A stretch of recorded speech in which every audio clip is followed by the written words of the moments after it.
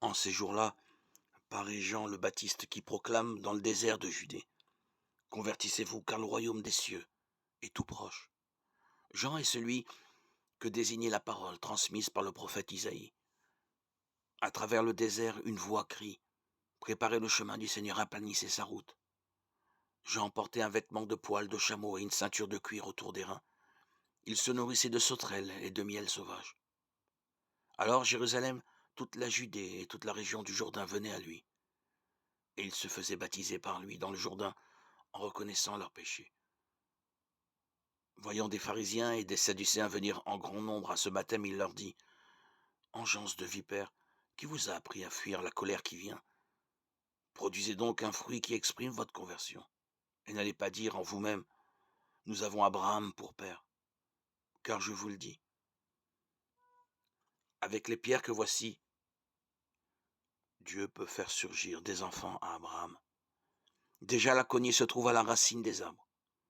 Tout arbre qui ne produit pas de bons fruits va être coupé et jeté au feu.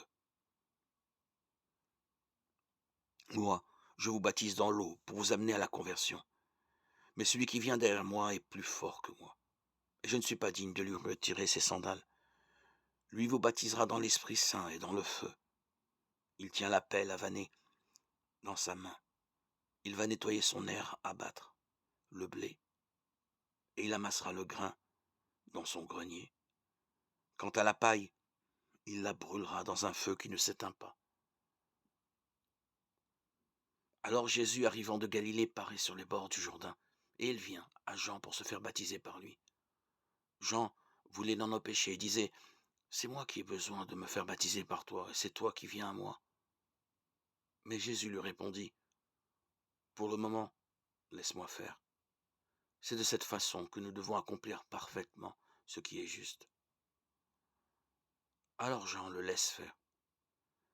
Dès que Jésus fut baptisé, il sortit de l'eau. Voici que les cieux s'ouvrirent, et il vit l'Esprit de Dieu descendre comme une colombe et venir sur lui. Et des cieux, une voix disait: Celui-ci est mon Fils bien-aimé. En lui, j'ai mis tout mon amour. Évangile de Jésus-Christ, selon saint Matthieu, chapitre 3.